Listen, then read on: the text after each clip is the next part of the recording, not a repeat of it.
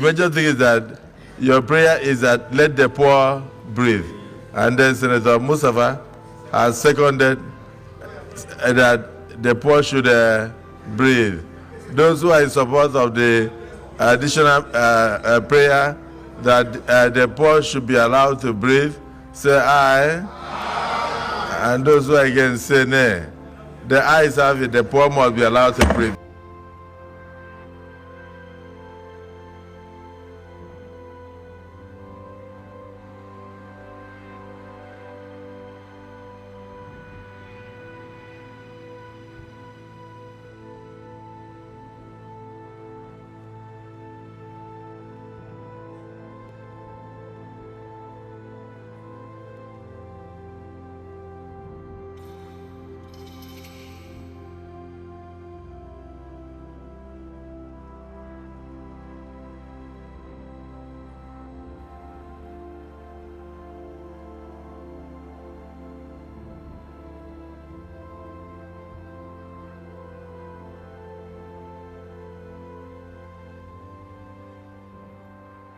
We believe strongly that we must continue to identify with our constituents that sent us here.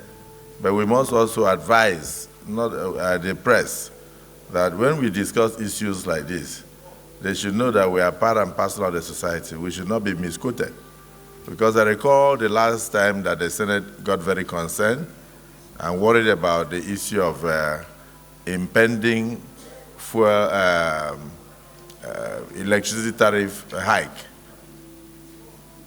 There was a proposal to increase the cost of electricity. And then so there was a motion here on the floor that we should advise that the tariff should be suspended. And then one of our colleagues in his own contribution also amended one of the prayers to say that yes, the suspension will be in order because it's important to allow the poor people to breathe. And then we said yes. As a presiding officer, the overwhelming majority of the senators cannot say poor people should breathe. Then I will say they should not breathe. And then somebody misinterpreted us, that they were mocking the poor. We come from communities that have a lot of high rate of poverty.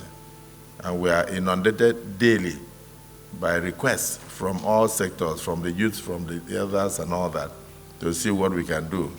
Even our earnings here cannot take care of the kind of requests that we get. So if the Senate President had ruled that the poor should not be allowed to breathe, I think that would be a record for the next 10 years discussion on television channels everywhere, that the Senate says poor should not breathe. The Senate says stop the tariff, suspend it, and give a breathing space to the poor people in the society. And then some people misinterpreted. They say, the Senate is mocking the poor.